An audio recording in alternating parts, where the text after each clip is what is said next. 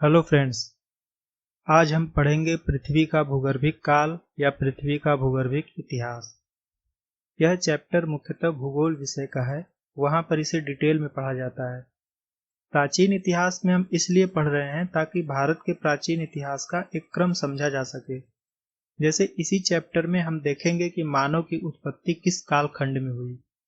फिर इसके आगे हम मानव के विकास में निरंतरता को समझेंगे, जानेंगे कि मानव कैसे जंगलों से नदी घाटी गुफाओं में रहना शुरू किया, शिकार करने के लिए पत्थरों से निर्मित औजार का प्रयोग करना शुरू किया, उसके आगे चलकर आग का प्रयोग करना शुरू किया, साथ में अन्य पहलुओं को देखेंगे।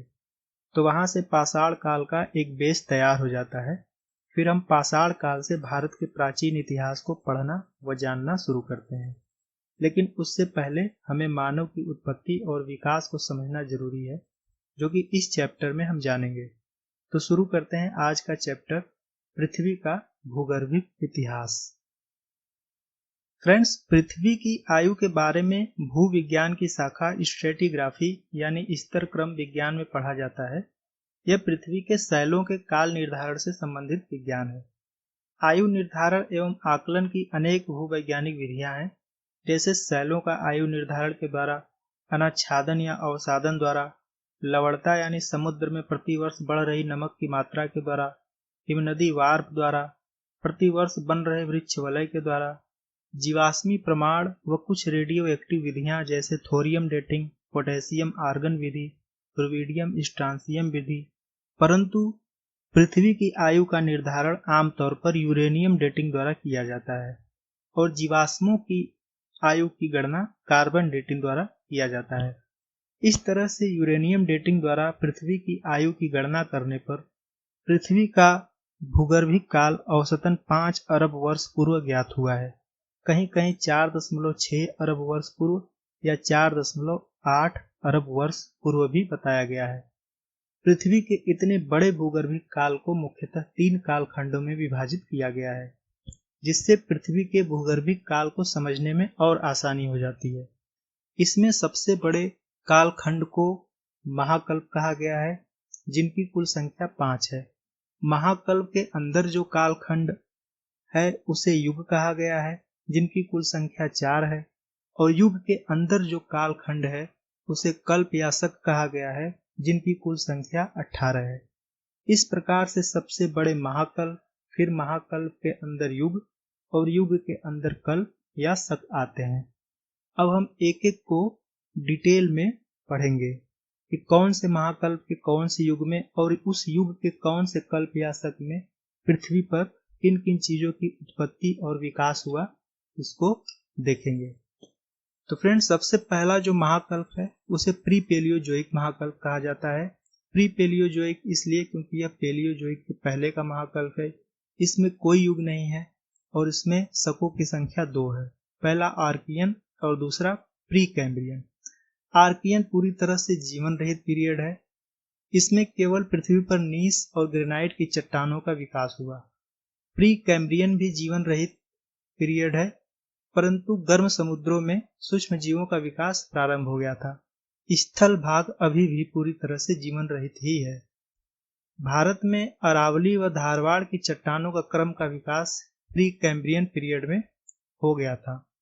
दूसरा अगला महाकल्प पेलियोजोइक। इसमें प्राथमिक युग और शकों की संख्या 6 है। पहला कैम्ब्रियन, दूसरा आर्डोविसियन, तीसरा सिल्यूरियन, चौथा डियोनियन, पांचवा कार्बोनिफेरस और छठा पर्मियन। कैम्ब्रियन पीरियड में भारत में विंध्य पर्वत, समुद्री घास व सूक्ष्म जीवों के साथ साथ कुछ वनस्पतियां व बिना रीढ़ वाले जीवों का विकास हुआ। आर्डोविसियन में सागर स्थलों के अंदर प्रवेश कर गया था। लगभग आधा अमेरिका आर्डोविसियन काल में डूब गया था, परंतु और कोई अन्य विशेषता इस काल की नहीं है। सिल्यूरियन पीरियड में रीढ़ की हड्डी वाले जीवों का विकास प्रारंभ हुआ, इसलिए इसे एज ऑफ वर्टिब्रेट्स भी कहते हैं। साथ में कुछ मछलियों व प्रवाल भित्तियों का विकास इसी पीरियड में प्रारंभ हुआ।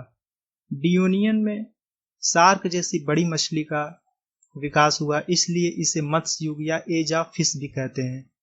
और इस पीरियड में 40 फुट लंबे पेड़ का भी विकास पृथ्वी पर हुआ। कार्बोनिफेरस में उभयचर वर्ग का युग।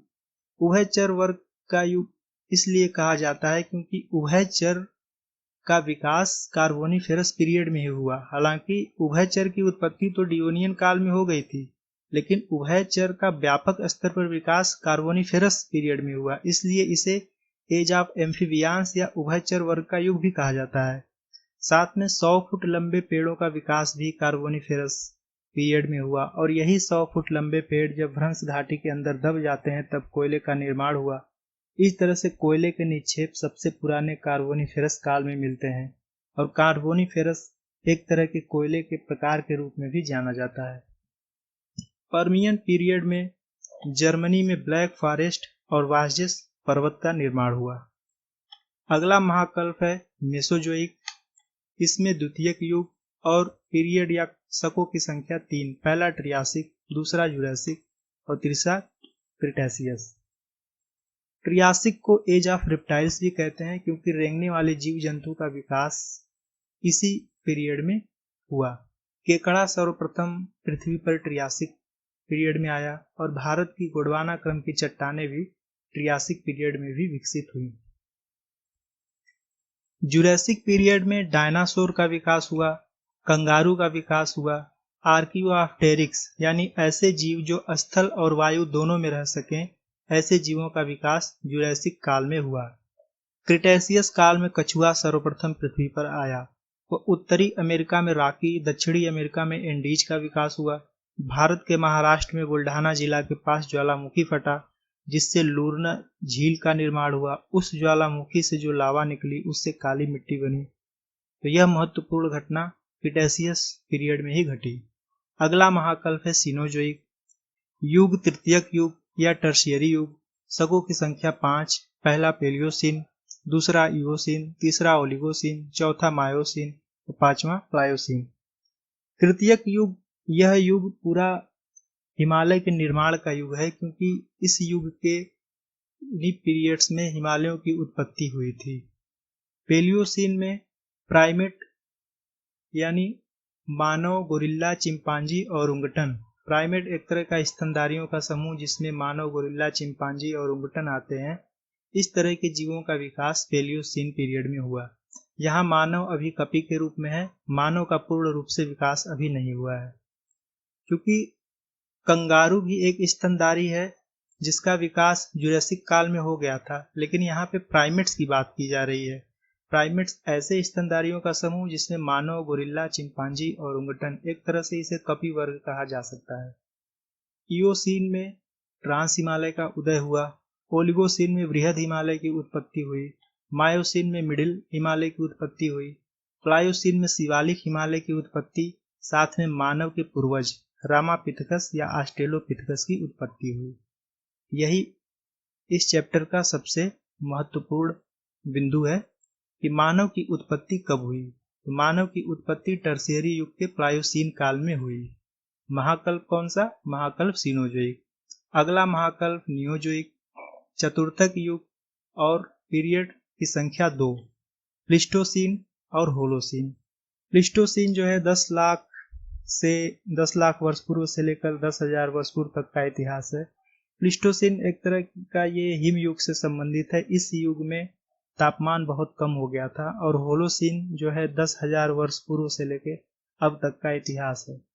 अगर क्रमशः कालक्रम की बात की जाए तो पेलियोसीन 7 करोड़ वर्ष पूर्व से लेकर 6 करोड़ वर्ष पूर्व तक, इओसीन 6 करोड़ वर्ष पूर्व से लेकर 4 करोड़ वर्ष पूर्व तक, ओलिगोसीन 4 करोड़ वर्ष पूर्व से लेकर 2.5 करोड़ वर्ष पूर्व तक, मायोसिन 2.5 से 1.1 करोड़ वर्ष पूर्व तक, प्लायोसिन 1.1 से लेकर 10 लाख वर्ष पूर्व तक, प्लिस्टोसिन 10 लाख वर्ष पूर्व से 10,000 वर्ष पूर्व तक, होलोसीन 10,000 वर्ष पूर्व से लेकर आज तक।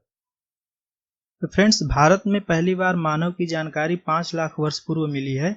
वह युग है प्लिस्टोसीन काल। इसलिए भारत का पाषाण काल 5 लाख वर्ष पूर्व से शुरू होता है। यद्यपि एक नई खोज हुई है महाराष्ट्र के बोरी नामक स्थान में, 14 लाख वर्ष पूर्व के मानव कंकाल प्राप्त हुए हैं, परंतु वह अभी शोध का विषय है। जब वह आ जाएगा तब हमारे पाषाण काल की एज 5 लाख वर्ष पूर्व से बढ़कर 14 लाख वर्ष पूर्व हो जाएगी। तब हम लोग प्लायोसीन काल में पहुंच जाएंगे। पूरे पृथ्वी पर मानव की उत्पत्ति प्लायोसीन काल में हुई है, लेकिन भारत में मानव के सबसे प्राचीनतम साक्ष्य 5 लाख वर्ष पूर्व के हैं, जो कि प्लीस्टोसीन काल के हैं। इसलिए दोनों शब्दों का अलग अलग अर्थ है। महाराष्ट्र के बोरी से जो खोज है, अगर वह मिल जाएगा तो हम लोग भी प्लायोसीन काल में पहुंच जाएंगे।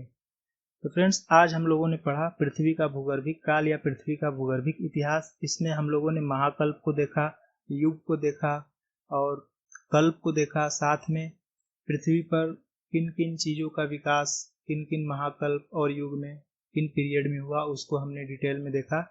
साथ में सबसे महत्वपूर्ण बिंदु हमने देखा कि मानव की उत्पत्ति कब हुई। तो मानव की उत्पत्ति तृतीयक या टर्शियरी युग के प्लायोसीन काल में हुई।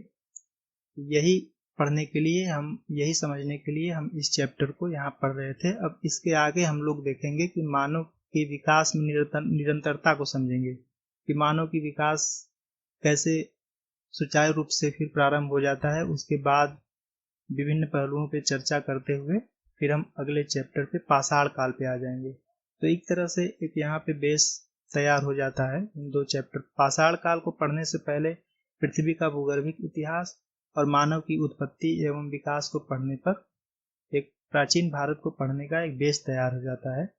फिर वहाँ से एक हमें निरंतरता प्राप्त हो जाती है।